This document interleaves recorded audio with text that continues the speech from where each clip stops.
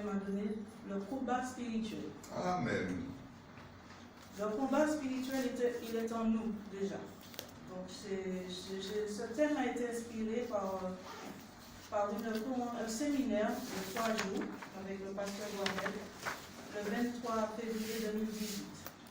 Donc ce jour-là, pendant ce temps fort, il y a eu 3 jours. 3 jours de séminaire, 3 jours par rapport au combat spirituel. Et 3 thèmes ont été débattus. Donc le combat spirituel, la lutte contre les princes des mondes des ténèbres, et le combat spirituel dans toutes ses formes, la défaite de Satan par Jésus. Donc, nous savons que nous avons vaincu. Pourquoi? Parce que nous sommes positionnés. Nous combattons pour la victoire, nous sommes dans la victoire, nous n'avons rien à craindre. Amen. Dans notre cœur, il vient toutes sortes de mauvaises choses, toutes sortes de mauvaises pensées. Donc nous ne devons pas laisser l'ennemi nous manipuler. Proverbe 4, verset 23. Proverbe 4, verset 23.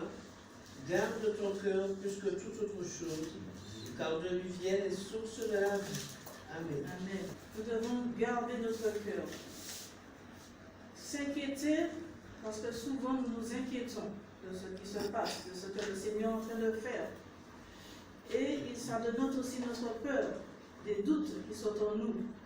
Ce n'est pas la volonté de Dieu que nous soyons dans la crainte, mais il nous a donné la capacité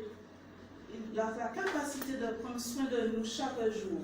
Dans le Somme 23, je vais corriger le livre, mais nous savons le Somme 23, le Seigneur nous garde, veille sur nos voies.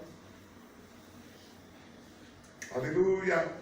Si nous trébuchons, il a la capacité de nous ramener, de nous exhorter et nous prendre dans ses bras.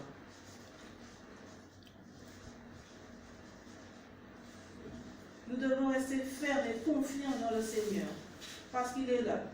Quoi qu'il arrive, quoi que les choses bougent en ce moment, il y a des situations vraiment, il faut tenir ferme dans la prière, dans le jeûne, nous remettre entièrement entre le Créateur, parce qu'il est là et il sait comment nous allons nous en sortir.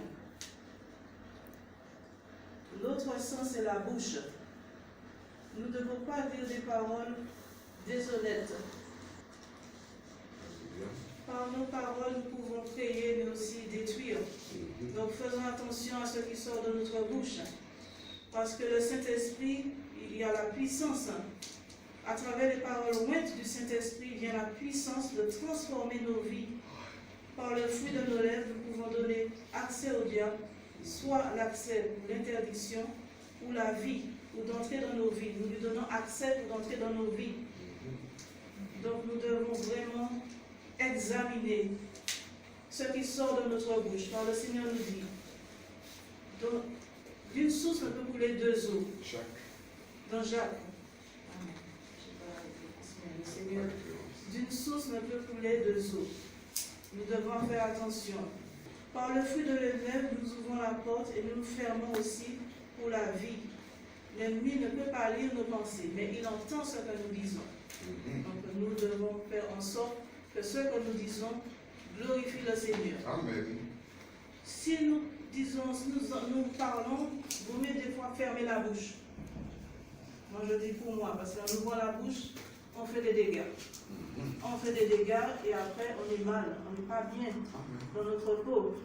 Il faut recommencer. Attention à ce qui sort de notre bouche. Or, d'une source ne peut couler 2 eaux. Évitez la critique, les médisances, les rapporteurs. Tout cela vient du diable. Et ferme l'accès à la bénédiction que Dieu a pour nous. Amen. Donc nous marchons, nous sommes en route pour la guérison, en route pour les choses à venir, en route pour vraiment faire parler du royaume de Dieu autour de nous. Parce que le Seigneur sait déjà tout ce qui va se passer. Nous n'avons pas d'ordre à lui donner, mais nous avons des instructions à recevoir du Saint-Esprit. Prendre les instructions d'en haut, chercher la face de Dieu, parce que c'est le moment vraiment de veiller, de crier à Dieu, parce que vraiment, ce qui arrive est grand. Et nous devons entrer dans cette action, de cette nouvelle courant de pensée par le Saint-Esprit, parce que c'est le Saint-Esprit qui nous dirige. Il dirige nos pas, quel que soit ce que nous allons faire, quel que soit ce que nous allons même manger, nous devons bénir ce que nous mangeons, puisque le Seigneur a déjà tout sanctifié pour nous. Nous devons nous remettre vraiment nos vies, nous remettre nos actions et nous supporter, parce qu'il y a des faibles, il y a des forts, mais ensemble, nous nous mettons ensemble pour faire le travail, pour vraiment veiller sur l'un, sur l'autre. Si le Seigneur a mis ce moment de prière, c'est parce que le Seigneur sait pourquoi il y a de grandes choses qui arrivent et qu'il veut que nous soyons tous ensemble, tous pour la gloire de Dieu. Ce n'est pas une seule partie, mais c'est tout le monde. C'est un grand réveil. C'est une grande force qui sort de ce réveil parce que vraiment, le Seigneur veut nous amener aussi dans ce royaume avec lui. Que nous puissions vraiment nous atteler à cela, chercher vraiment la force qui vient de lui. Parce que sans cette force, nous ne pouvons pas avancer. Sans cette présence, nous ne pouvons pas avancer. Sans cette intimité, nous ne pouvons pas avancer avec le Seigneur. Le Seigneur veut que nous restons dans cette intimité, dans cette proximité avec lui, de chercher sa face, de le bénir en tout temps. Ce qui n'est pas toujours facile, mais nous devons le faire. Dis Seigneur, merci pour ce qui arrive. Et je te glorifie. Aide-moi à entrer. Ce n'est pas facile. C'est vrai, nous avons toutes sortes de maux, de maladies dans nos corps. Nous ne savons pas où nous mettre. Ce n'est pas la peine d'aller voir le médecin. Le Seigneur a notre guérison entre ses mains. Donc nous ouvrons la porte pour la guérison. Nous ouvrons la porte pour les choses, pour toutes les âmes qui vont venir. Déjà, il nous travaille parce que ces âmes vont arriver vraiment en lambeaux, délabrées. Et c'est vrai que nous devons apporter une solution. C'est nous la solution pour les âmes qui viendront, qui sont déjà là, qui crient à Dieu. Nous cessons de le dire, qui crient à Dieu, et nous prions pour eux, et nous voyons que le Seigneur agit. Alors qu'il puisse vraiment nous fortifier en ce matin, nous encourager à persévérer, nous encourager à reprendre les armes. Nous ne marchons plus selon la chair, mais nous marchons selon l'Esprit, afin que l'Esprit de Dieu nous conduise dans toute la vérité, en toute simplicité. Nous ne pouvons pas faire des choses vraiment hors du commun. C'est Dieu qui fait des choses. C'est Dieu qui se sert de qui il veut, comme il veut, au moment où il veut. Nous sommes dans la bénédiction. Nous sommes dans la vie, la victoire. La victoire appartient à tous ceux qui se lèvent vraiment pour le Seigneur, qui crient à Dieu, qui cherchent sa volonté en tout temps. Et nous laissons aussi tous nos soucis, parce que les soucis de la vie empêchent aussi au Saint-Esprit d'œuvrer en nous. Amen. Laissez les soucis, laissez les factures. Le Seigneur a conscience de tout cela. C'est vrai qu'il a une bénédiction pour toi, pour moi, mais le moment n'est pas encore venu. Attends.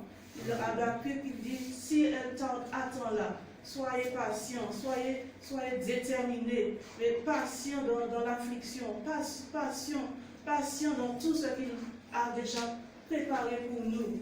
Tout passage, le passage qu'il nous a préparé, c'est un passage de victoire, de bénédiction. Donc nous ne devons pas retourner en arrière, pas reculer, regarder vers nous. Mais si un qui tombe, le Seigneur a la capacité de le relever. Donc nous devons le supporter et marcher ensemble, marcher dans la communion fraternelle. Rassemblez-nous de plus en plus pour apporter la guérison. Parce que c'est dans les rassemblements des saints. Psaume 163 nous dit qu'il est beau, qu'il est agréable pour deux frères de demeurer ensemble. C'est dans l'assemblée des saints que nous avons notre guérison. S'il nous a donné des dons, certains ont des dons de guérison, certains ont des dons du parler en langue. Tous nous avons le don du parler en langue. Mais si nous avons le don de guérison, nous pouvons guérir quelqu'un. Oui. Nous pouvons le toucher, même un regard. C'est tout ce qui est dans notre cœur, que nous devons refléter Christ en nous. Amen. Donc je bénis le Seigneur ce matin, parce que s'il m'a donné ce thème, c'est pour m'atteler, c'est pour moi déjà à m'atteler à faire ce que le Seigneur me dit de faire, pas faire ce que je veux, mais ce qu'il veut que je fasse, et que je reste dans sa paix surtout, parce que c'est dans ces temps-là que la paix est vraiment... Je dirais, le Seigneur ne nous donne pas la paix comme le monde donne, mais il donne une paix pour que vraiment nous soyons dans cette félicité, nous puissions lui faire confiance, qu'il puisse nous ouvrir nos yeux aussi, parce que si nos yeux sont fermés à certaines choses, nous ne pourrons pas rentrer dans cette dimension de paix. Donc il faut que nous ayons la paix, nous ne soyons pas agités de droite à gauche. Le téléphone qui sonne à droite à gauche, nous devons nous mettre à part. Il y a des moments où nous devons nous rassembler, des moments où nous devons nous mettre à part. Donc c'est une discipline. C'est Amen. une discipline que nous devons avoir continuellement, jour et nuit. Levez-vous pour prier. C'est moi pour moi. Levez-vous pour prier. Laissez la paresse. Laissez tout ce qui est de la chair. Et laissez Dieu faire. Surtout, laissez Dieu faire dans nos vies. Et que le Seigneur nous bénisse.